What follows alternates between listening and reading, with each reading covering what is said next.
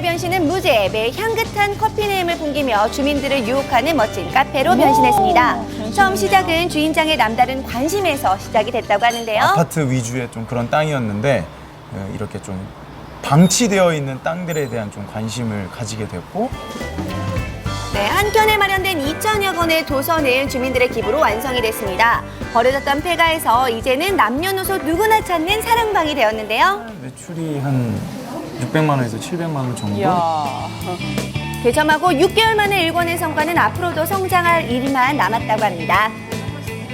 책들도 많고. 많이 밝아져가지고 되게 좋은 것 같아요. 한편 오밀조밀 빌딩이 밀집한 서울 강남의 한복판. 외국인들의 발길이 끊임없이 이어지는가 했더니 도심 한가운데 위치한 게스트하우스였습니다. 맞아요. 나가는데 수익률은 그렇게 높지가 않죠. 전월세 집이 세 채가 있었어요. 그 세 채를 이제 튼 거죠.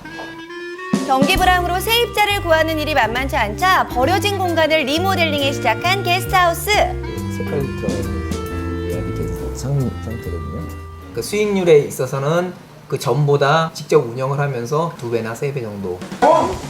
활용 한번 잘한 공간 덕분에 돈도 벌고 세계 여러 나라의 친구까지 얻었으니 이 정도면 성공한 재테크라고 할 만하겠죠? 네. 네, 서울에서 1시간을 달려 도착한 곳, 시골 안쪽으로 한옥 한 채가 떡하니 자리 잡고 있었는데요. 오래된 듯한 한옥 안으로 들어가니 최신식 레스토랑이 펼쳐졌습니다. 스파게티를 드시는 어른들의 모습도 볼 수 있었는데요. 버려진 폐가를 개조해서 한옥 레스토랑을 차리게 됐습니다. 지난 30년간 사람의 발길이 닿지 않았던 오래된 한옥에 직접 인테리어를 시작한 지 이야, 1년. 전혀다른 모습이네요. 옛것 그대로 고풍스러운 아름다움을 살리고 현대식 감각을 덧입혀서 레스토랑으로 탈바꿈한 건데요. 월에 한 3천만 원 정도 매출이 3천만 원이요? 한옥에서 뭐래요? 파스타를 한다는 점에서 이야. 다른 분들도 신선하게 생각하시는 것 같아요. 버려진 공간이었다고 상상이 되시나요? 외면받는 안 되네요. 공간이라도 알차고 쓸모있게 활용한다면 그것이 돈 버는 방법이 아닐까요?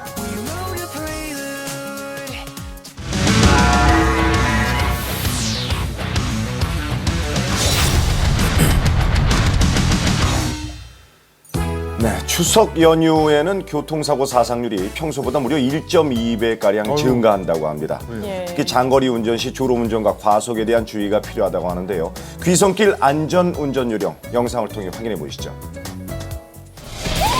OECD 국가 중 교통사고 사망률 1위, 연간 사망자 5천여 명. 대한민국 교통문화의 해법을 찾아서 안지환의 블랙박스로 본 세상, 지금 시작합니다.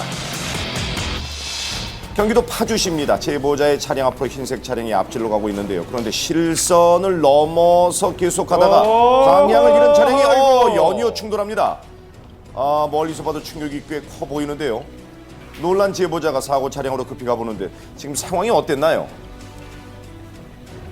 졸음운전이겠죠. 크게 많이 다쳤겠구나. 저희들이 또 어떻게 할 수가 없어가지고요. 문도 안 열리는 상태였고. 예. 네, 사고의 원인의 하나는 과속이었습니다. 충돌할 때 속도가 높았던 것이 사고를 크게 키우는 화마가 됐는데요. 규정 속도를 준수하는 것, 자신의 안전을 위한 일입니다. 서해안 고속도로를 주행 중인 이번 제보자는 아이고. 순식간에 3중 추돌 사고를 목격하기도 했는데요.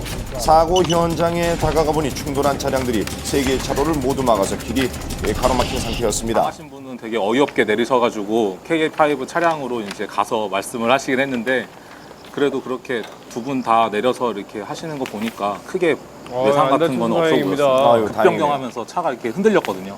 근데 좀 심하게 과속을 하는 것처럼 보였어요.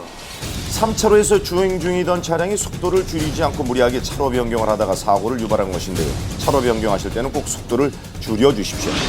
제보자는 아름다운 석양을 감상하며 주행 중입니다. 그런데 갑자기 나타난 차량이 순식간에 가드레일을 받고 크게 구르는 사고가 발생하는데요. 자, 이 차량의 사고 원인 혹시 짐작이 가십니까? 후방 카메라 한번 볼까요? 멀리서부터 과속하던 차량이 차로 변경하던 제보자 차량을 확인하고는 급히 핸들을 틀다가 방향을 잃었던 것인데요. 한산한 도로라고 해서 과속해서는 절대 안 됩니다. 자, 이번 제보자는 차량이 많은 고속도로를 주행 중입니다. 정체가 풀리면서 속도를 내고 있는데요. 옆차로에서 승용차가 무리하게 버스 앞으로 끼어들다가 추돌하고 말았습니다. 사고 발생 전으로 돌아가 보겠습니다. 승용차 앞으로 버스가 먼저 차로 변경을 해서 들어오는데요. 속도를 내고 있는 상황에서 버스가 앞을 가로막자 화가 난 운전자가 무리하게 다시 추월하려다가 사고가 나고 말았습니다. 이런